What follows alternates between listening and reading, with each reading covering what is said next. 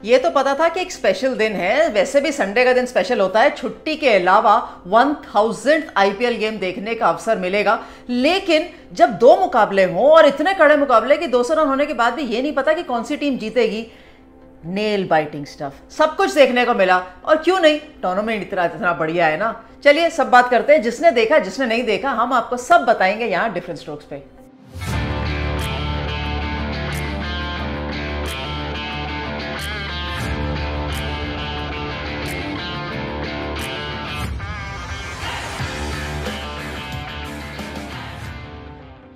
स्वागत है आपका डिफरेंट स्ट्रोक्स के अंदर। भाई दो मुकाबले अगर आपने नहीं देखे तो पहला मुकाबला चेन्नई से आया था, जहां चेन्नई के सामने थी पंजाब। और पंजाब वो टीम जो पिछला मुकाबला उन्हें घर में हार कर आई थी। वैसे चेन्नई भी हार कर आई थी लेकिन दूसरे के घर में, लेकिन यहां पर शेर है, येलो आर्मी थी। जब चेन्नई को लगता है कि वो सब कुछ बढ़िया कर रहे हैं तो कहीं से एक आध गलती हो जाती है और मैच चला जाता है। खैर कैसे हुआ वापस से बतलाते हैं एक बार फिर। जब ऋतुराज गायकवाड़ और डेवन कॉनवे बल्लेबाजी करने के लिए उतरे तो शानदार बल्लेबाजी हुई।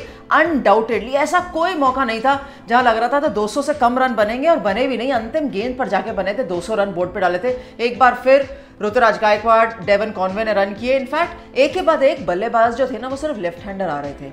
और पिछले मुकाबले में हरप्रीत सिंह जो लेफ्ट आर्म स्पिनर है पंजाब के, उनको खिलाया नहीं था, गुरनूर सिंह को खिलाया था। सिर्फ एक बदलाव किया था शिखर धवन ने कि हम लेफ्ट आर्म स्पिनर को खिलाएंगे। लेकिन एक के बाद एक जब लेफ्ट हैंडर्स बल्लेबाजी करने आ रहे थे ना, वो भी तब जब ऋतुराज आउट होकर चले गए थे, तो शिखर धवन को लगा हम लेफ्ट आर्म स्पिनर लगाते ही नहीं है।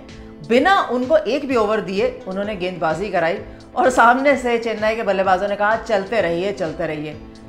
हालांकि मुझे लगा कि 200 से अधिक बन सकते थे, लेकिन 200 खराब टारगेट नहीं है, वो भी चेन्नई के पिच पे। चलिए एक चीज तो यहाँ हुई। अब जब विकेटों की बात आई तो फिर से सैम करन को एक बार मौका दिया गया कि आप विकेटें लीजिए, लेकिन अभी तक बेस्ट ले में नजर नहीं आ रहे और पहली बार गेंदबाजी कर रहे थे चेन्नई के मैदान पे। हालांकि चेन्नई के फ्रेंचाइज से खेले हैं 2 साल, लेकिन वो 2 साल ना टूर्नामेंट इंडिया में नहीं हुआ था, इंडिया के बाहर था, तो एडवांटेज मिला नहीं उनको। चेस करने के लिए जब पंजाब की टीम आई तो शिखर धवन के ऊपर फिर नजरें थे, क्योंकि इतना ज्यादा निर्भर करती है ना पंजाब की टीम शिखर की बल्लेबाजी पे कि उसके आगे आपको लगता है कि अगर वो नहीं रन करेंगे तो कौन करेगा। प्रभ सिमरन ने कहा कोई बात नहीं, मैं हूं ना, मैं रन करके दिखाऊंगा, मेरे साथ अनुभव इतना ज्यादा नहीं है लेकिन उम्मीदें हैं, होप हैं। उन्होंने जरूर थोड़ी बहुत कमान संभाली थी, 42 रन किए थे अपने, और एक पार्टनरशिप भी बनाई थी 50 रनों की शिखर धवन के साथ। लेकिन फिर सब कुछ दारोमदार लियम लिविंगस्टन पे गया। लिविंगस्टन के भी बल्ले पे बहुत अच्छी गेंद लग नहीं रही थी, लेकिन चलते रहिए ऐसा पंजाब कहता रहा चेस के अंदर। एंड में सिकंदर रजा की एक बार फिर मदद लगी मैच जिताने में और अंतिम गेंद तक मुकाबला गया। ये सोच सकते हैं कि कौन सा समय खराब था, नहीं, वही समय तुषार देशपांडे के एक ओवर के अंदर एक्स्ट्रा रन पड़ गए थे। जैसे पाथीराना के ओवर में जब वो जयपुर में गेंदबाजी कर रहे थे वहां रन पड़ गए थे, उसी तरीके का एक धोनी को ध्यान में आया होगा कि क्या फिर से फास्ट बॉलर्स कंसीड करेंगे रन। फास्ट बॉलिंग चेन्नई की डोमिनेंट रही नहीं है इस सीजन, दीपक चहर को मिस कर रहे हैं, शायद अगले मुकाबले में आ जाएंगे, वो वक्त बताएगा। लेकिन फास्ट बॉलिंग अभी तक थोड़ा सा एक वीक लिंक है इस चेन्नई के लाइनअप के अंदर, और वो मुकाबले में दिखी भी। दूसरा मुकाबला था एक बार फिर मुंबई के मैदान में, लेकिन सामने थी रॉयल्स की टीम। और वापस से फिर रोहित शर्मा का बर्थडे, 1000th आईपीएल मैच, ये समा, ये सेटिंग पहले हमने देखी है। लेकिन इस बार एक चीज अच्छी करी कम से कम संजू सैमसन ने, जो मुझे लगा कि टॉस जीत के बल्लेबाजी करने का फैसला किया। एक चीज है कि आप अपनी स्ट्रेंथ देखते हैं, एक चीज है ऑपोजिशन की वीकनेस देखते हैं, और एक चीज है कि बैलेंस देखते हैं। राजस्थान के लिए अच्छा रहा है कि वो रन्स बोर्ड पे डाले, और एक बार फिर उन्होंने यशस्वी जायसवाल और जॉस बटलर के चलते रन्स बोर्ड पे डाले। यशस्वी जायसवाल ने कहा मैं अब 50 रनों पे नहीं रुकूंगा, मैं 2-3 50 बना चुका हूं, अब मैं सीधा एक लंबा शतक बनाऊंगा। 124 रनों की पारी जिसमें 16 चौके और 8 छक्के शामिल थे। जी हाँ, सही सुना आपने, नहीं तो रिवाइंड करके फिर सुन लीजिए। इस तरीके की पारी अगर एक युवा खिलाड़ी बना पाता है, एक लंबे विशाल टोटल की तरफ कंट्रीब्यूट करता है, तो फिर आपको और क्या चाहिए। आप यही सोचते ना कि यार कितना बढ़िया टैलेंटेड प्लेयर है, जो कि है यशस्वी जायसवाल। नाम याद रखिएगा क्योंकि ये बहुत दूर तक अच्छे खिलाड़ी बनने चाहिए भारतीय टीम के लिए।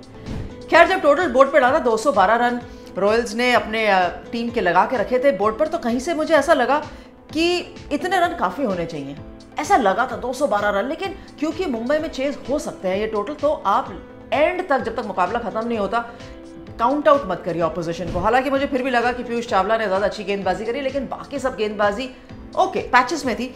अर्शद को 3 विकेट जरूर मिली थी, जोफ्रा एंड रायले मेरेडिथ को भी, लेकिन फिर भी चेस के अंदर आए जब मुंबई, तो फिर से रोहित शर्मा का बल्ला नहीं चला, कोई बात नहीं, लेकिन ईशान किशन ने बना के रखा मोमेंटम। सूर्य कुमार यादव ने एक अच्छी पारी खेली, उसके पहले कैमरॉन ग्रीन ने आके एक स्ट्रॉन्ग पारी खेली, लेकिन इवेंचुअली एंड में टिम डेविड है ना, जो लंबे शॉट्स लगाते हैं वो मारते ही चले गए।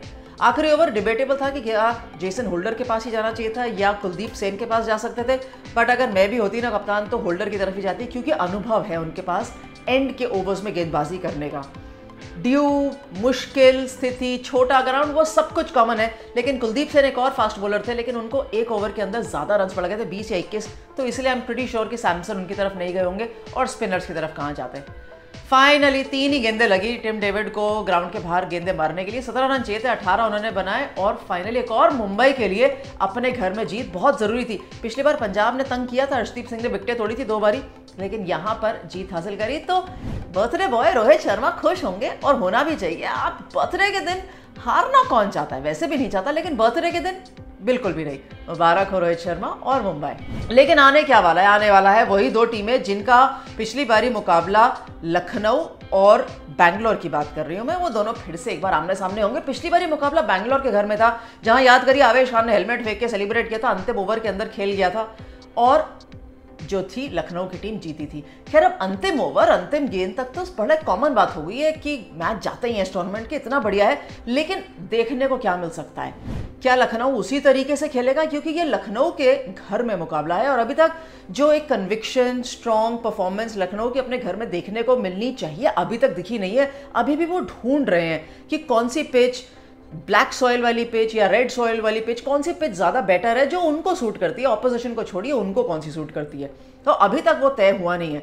अगर ये काला सरफेस जो हम कहते हैं काली मिट्टी पे खेलेंगे, जिसमें सपाट रहती है, एक लो बाउंस रहता है लेकिन एक समान सा बाउंस रहता है, अगर उस पिच पे खेलेंगे तो यकीनन थोड़ा सा मदद मिलेगी लखनऊ को, क्योंकि वो प्रेफर करते हैं, मतलब उनको सूट करती है, उनके स्पिनर्स है ना, बिश्नोई है, अमित मिश्रा है, वो सूट करते हैं थोड़ी सी स्लो पिच, जहां बाउंस पे जाती है, मारकोट खेले या ना खेले या हो सकता है अनअवेलेबल हो, ये एक सवाल है, तो कौन जाके गेंदबाजी करेगा। लेकिन एक अच्छी पिच पे जिसपे बाउंस एंड कैरी हो, वहां बल्लेबाजी भी आसान तरीके से मिल सकती है। तो क्या आप Faf du Plessis, Virat Kohli, Glenn Maxwell के हाथ में खेलेंगे या नहीं? कुछ कंडीशंस वेट करके पता चलती है कि कौन सी पिच पे सिक्का उछलेगा, और वो जो पिच रिपोर्ट करेंगे ना तब पता चलेगा। लेकिन दोनों तरफ क्या बेटर चीजें हैं। बैंगलोर की तरफ देखेंगे तो मोहम्मद सिराज एक आउटस्टैंडिंग बॉलर नजर आए हैं और कंसिस्टेंसी नजर आई है। सो सबसे ज्यादा जो एक होप है वो मोहम्मद सिराज के साथ है। बाकी सारे जो गेंदबाज हैं वो कंट्रीब्यूटर है। अब कौन सा गेंदबाज कब इंजर्ड हो जाए ये भी एक समस्या रहती है, लेकिन बल्लेबाजी हमेशा बैंगलोर की स्ट्रांग रही है। तो फिर वही 3 नाम हम हमेशा नाम ले लेते हैं कि Faf du Plessis, Virat Kohli और ग्लेन मैक्सवेल के ऊपर रहेगा। और जहां ये नहीं चलते ना वहां ज्यादा दबाव पड़ता है, वहां एक क्वेश्चन मार्क आ जाता है कि क्या शाहबाज अहमद, क्या महिपाल लोमरो, इस टूर्नामेंट में अभी तक बाकियों ने कुछ किया नहीं ना, क्या ये कर सकते हैं नहीं।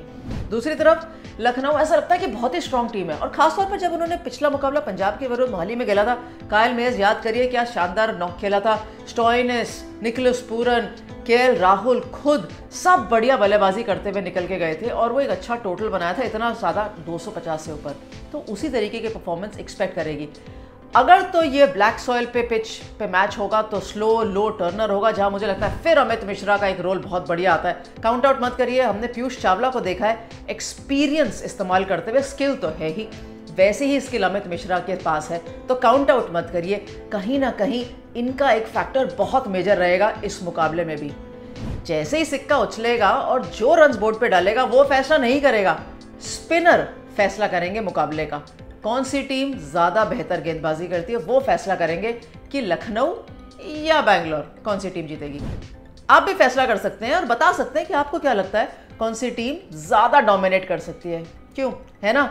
जल्दी बताइए, लाइक कमेंट शेयर कर दीजिएगा और सब्सक्राइब करके जुड़ेंगे तो और ज्यादा बेहतर मजा आएगा। Thanks for watching different strokes.